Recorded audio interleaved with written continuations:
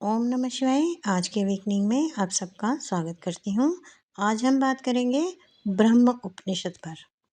ब्रह्म उपनिषद या ब्रह्मा विद्या उपनिषद मुख्य रूप से आत्मा और ब्रह्म के एकीकरण में केंद्रित है, यानी दोनों एक ही हैं।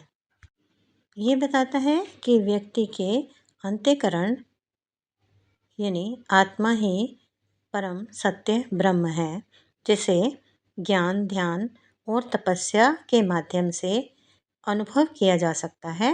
और यहाँ ज्ञान व्यक्ति को शाश्वत शांति व मुक्ति दिलाता है। ये स्वयं को इस ब्रह्मांडीय चेतना से एकाकार कर देता है।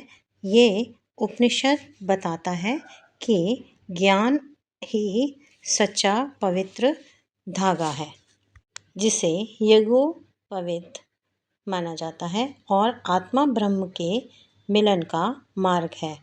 जैसे दूध में मक्खन है, ये हमें दिखाई नहीं देता, ठीक उसी प्रकार परमात्मा हमारे भीतर बैठा है।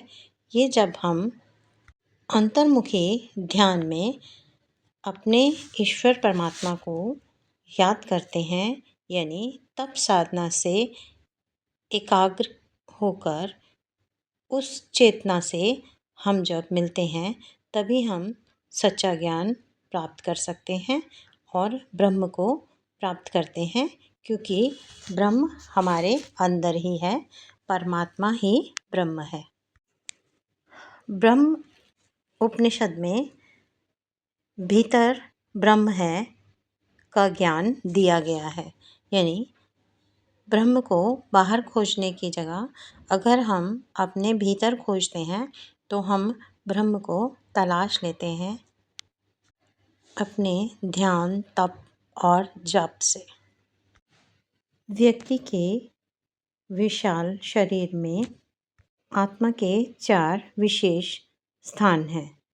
ये ब्रह्म उपनिषद में बताया गया है, जिसमें ये जो 4 स्थान हैं वो है नाभि, हृदय, कंठ और ब्रह्मरंध्र। इन चारों के द्वारा ही हम ईश्वर को प्राप्त कर सकते हैं। इन चारों क्षेत्रों में ये चतुर्चरण युक्त में ही ब्रह्म प्रकट होते हैं। ठीक उसी प्रकार आत्मा की 4 अवस्थाएं हैं, जिसमें जागृत, स्वप्न, सुषुप्ति और तुर्या। ऐसे पहले पुरानी वीडियो में भी मैंने बताया था।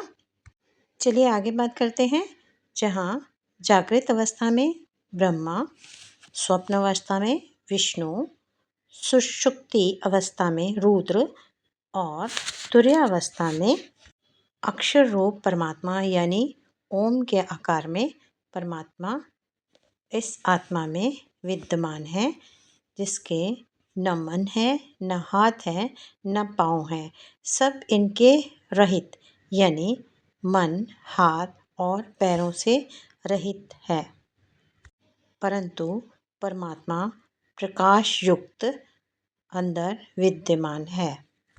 जैसे कि आपको मैंने एक एग्जाम्पल में बताया कि दूध में मक्खन है, ये हमें नज़र नहीं आता है, परंतु यदि हम मक्खन निकालते हैं, मक्खन निकालने के लिए दूध को उबालकर, दही जमाकर और फिर सभी प्रक्रियाओं से गुजरने के बाद मक्खन का विलोन करते हैं, तब हमें मक्खन प्राप्त होता है। ठीक उसी प्रकार जब हम अंतर्मुखी ध्यान में जाकर ओम का जाप तप करते हैं, तब हम उस परम पिता परमात्मा ईश्वर को अपने अंदर पाते हैं, जिसे हम बाह्य रूप में ढूंढते रहते हैं।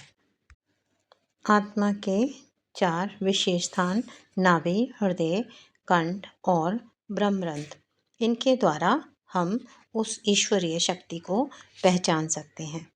संक्षिप्त में ब्रह्म उपनिषद में हमें अपनी आत्मा को भीतर से परम सत्य ब्रह्म को पहचानने और जानने का एक मार्ग दिखाती है, ताकि हम स्वयं को ब्रह्म की चेतना से जोड़ सकें। आज के लिए इतना ही, मिलते हैं अगली जर्नी में। तब तक के लिए राधे राधे।